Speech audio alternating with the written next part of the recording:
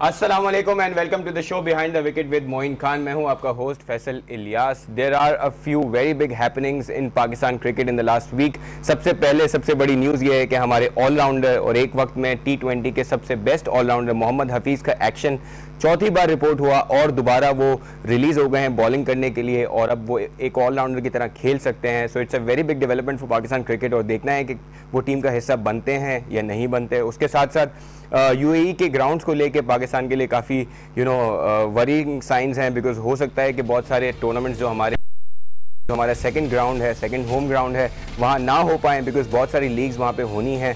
सो उसके हवाले से क्या खबरें हैं उस पर जानना बहुत ज़रूरी है। सो आज के शो में सबसे पहले टॉप स्टोरी मोहम्मद हफीज़ के हवाले से बात करेंगे। हमारे साथ शो पे हैं पाकिस्तान के साबिक test cricketer, very good captain, one of my favourites, Moin Khan साहब। मोइन भाई बहुत शुक्रिया for being on the show. Moin भाई एक रिपोर्ट देखते हैं, एक रिपोर्ट देखते हैं कि मोहम्मद हफीज़ का एक्शन कितनी बार रिपोर्ट हुआ है और वो टीम का हिस्सा बनेंगे पाकिस्तान के लिए, कितनी बड़ी न्यूज़ है उस पर। आर यू सरप्राइज कि चौथी बार रिपोर्ट होना और दोबारा एक बार क्लियर होना? एक तो ये सवाल कि आप सरप्राइज हैं या आपको लगता है कि ऐसा ही एक्सपेक्टेड था? और दूसरा, डू यू थिंक कि पाकिस्तानी बॉलर्स पे ज़्यादा नज़र रखी जाती है एक्शन को लेकर?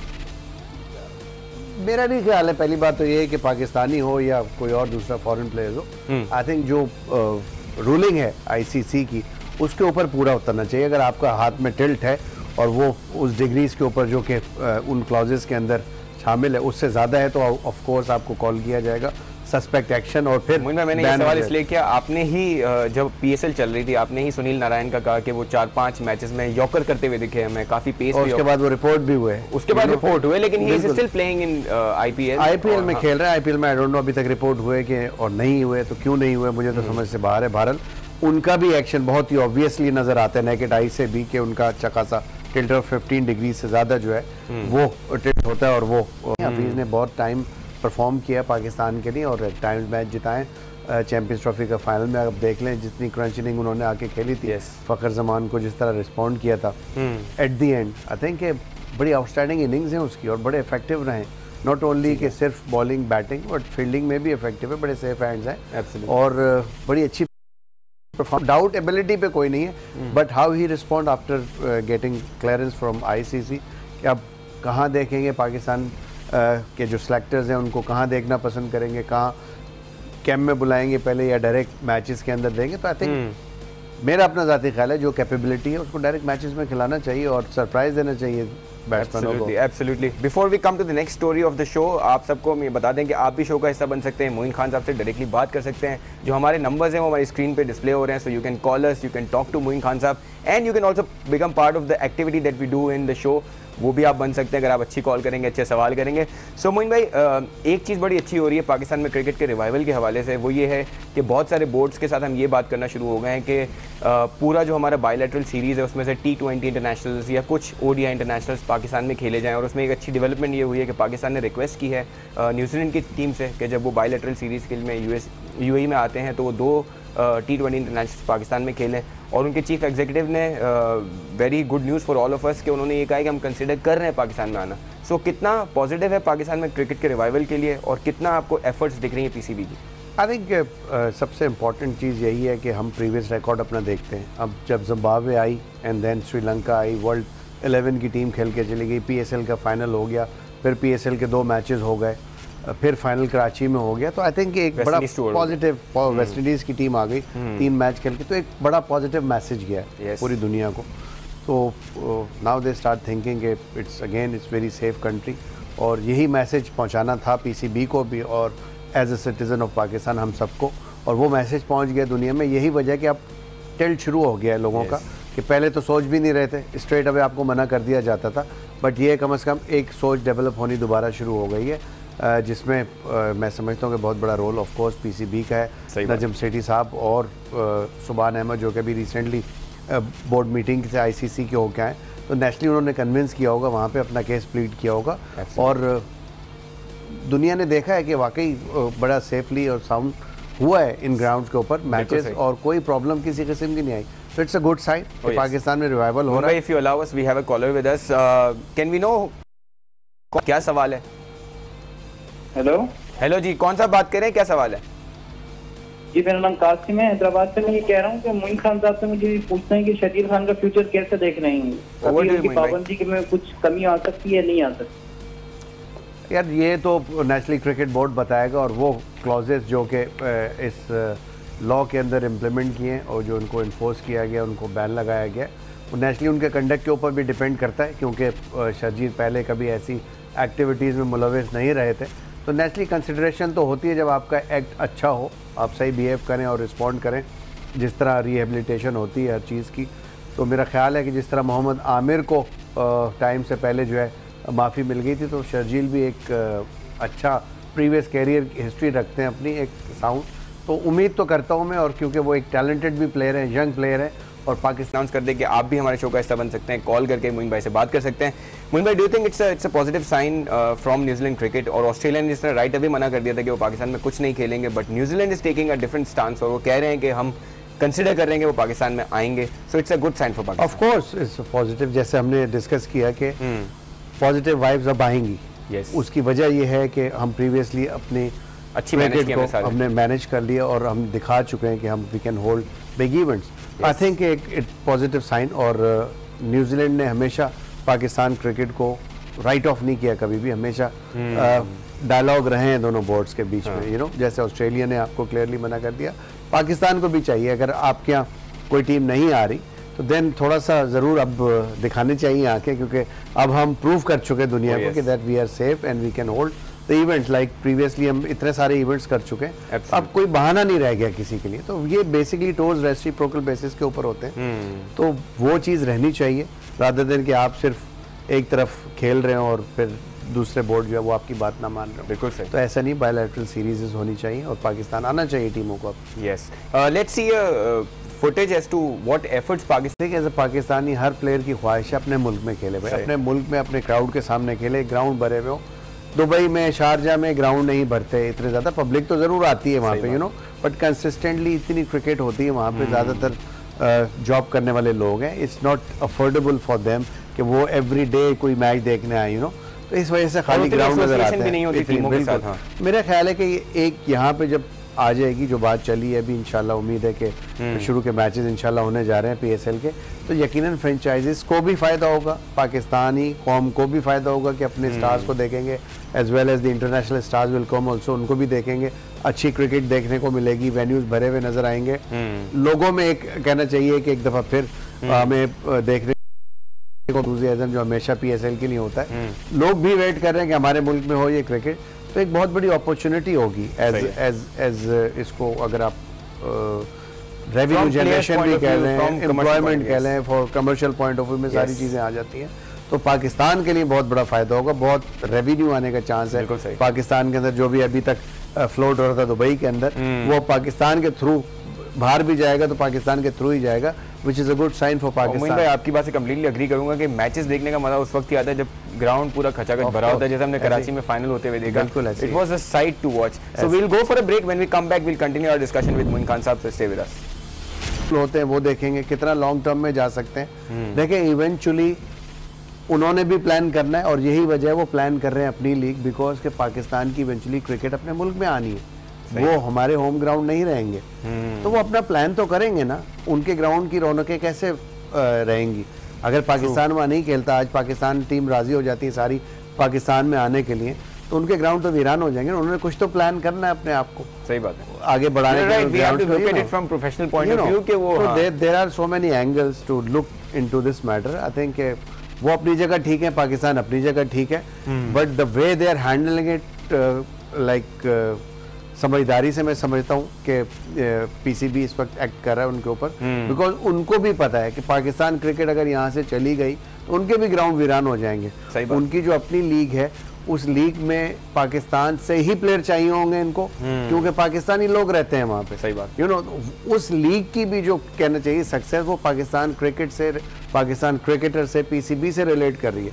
तो बोर्ड इस वक्त बहुत स्ट्रॉन्ग पोजीशन में कि वो डिक्टेट कर सके अपनी टर्म, और करनी भी चाहिए, यू नो।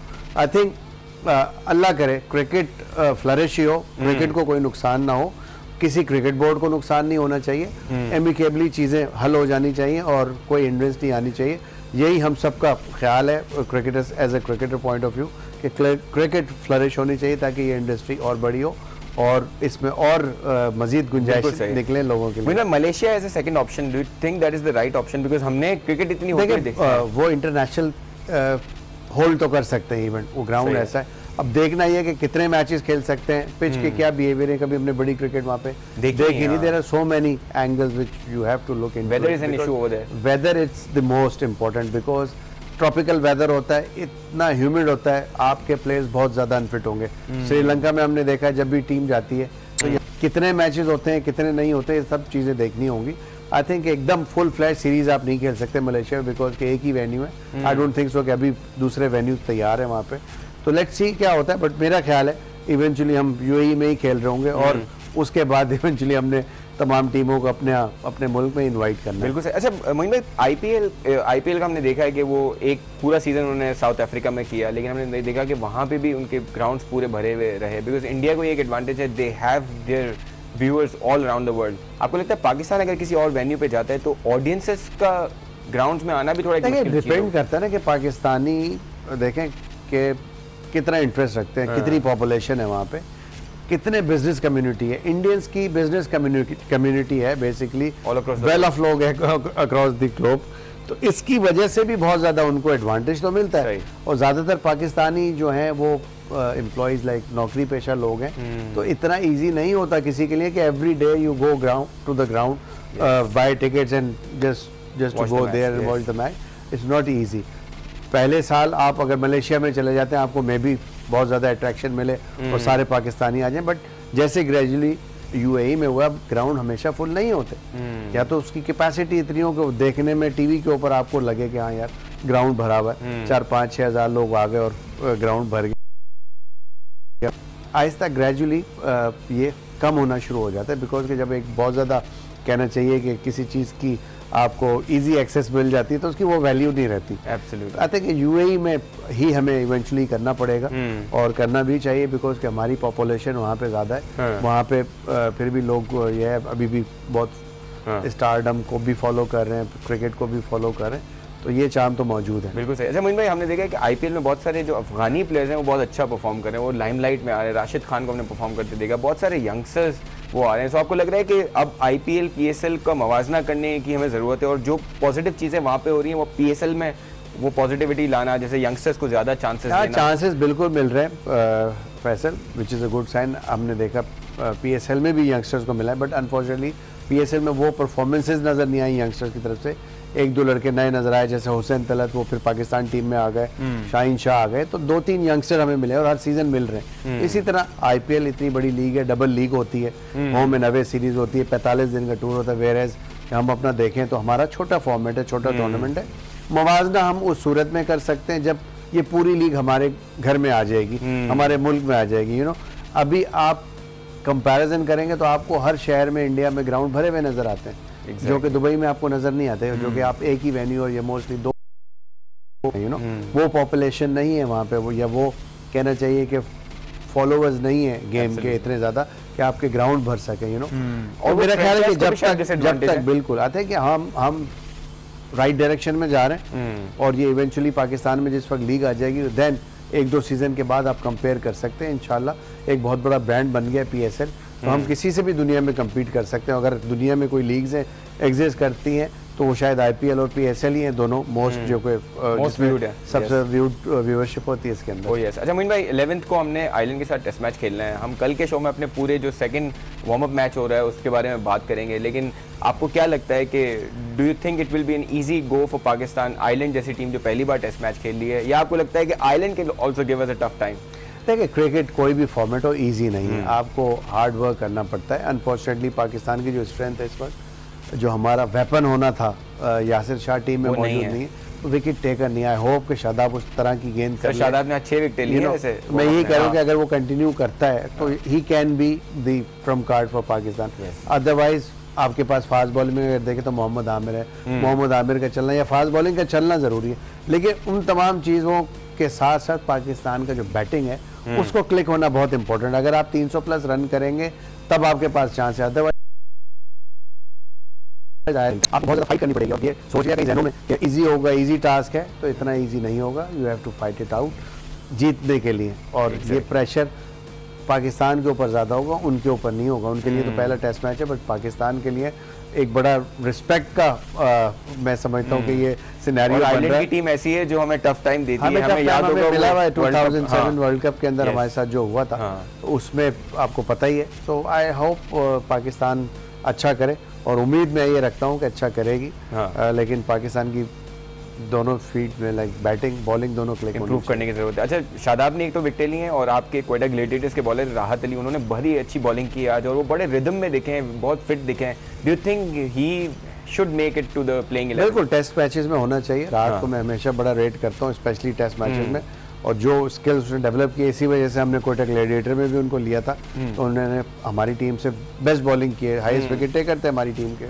आई थिंक बहुत स्किलफुल बॉलर है और इन कंडीशन में बहुत ही मैं समझता हूँ कि मुश्किल बॉलर होंगे खेलने के लिए, क्योंकि उनका गेंद एयर में स्विंग होता है, इतना इजी नहीं होगा किसी भी बैट्समैन के लिए। तो आई थिंक उनका होना 11 में मैं समझता हूँ, जिस तरह की बॉलिंग कर रहे हैं जो आज देखी हमने, उनका होना जरूरी है। अच्छा मोइन भाई, आज का लास्ट क्वेश्चन, हमारे सोशल मीडिया पेजेस पे एक क्वेश्चन बहुत ज़्यादा आया था जो हमने पूछना ज़रूरी है, क्योंकि हमारे व्यूअर्स उस पेज को फॉलो करते हैं।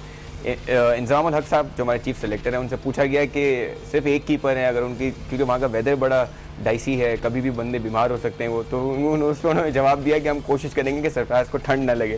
So do you think that is the right answer? ये आपको लगता है कि एक एक्स्ट्रा कीपर होना चाहिए? बड़े विटी से आदमी है, हाँ, तो वो अक्सर मीडिया में उस सेंस में वो लाइटर मूड में उन्होंने बात की होगी कि हम दुआ करेंगे कि उनके ठंड ना लगे। यही बोला है। तो जिस तरह की पर्सनैलिटी है उनकी दुआ में बिल्कुल असर होगा। ओह यस, मोइन भाई, we have to close our show. आपका बहुत बहुत शुक्रिया अदा करेंगे, कल दोबारा आपसे मिलेंगे। Viewers, keep watching our show, we will see you tomorrow on behind the wicket with Moin Khan. Keep watching Aaj news.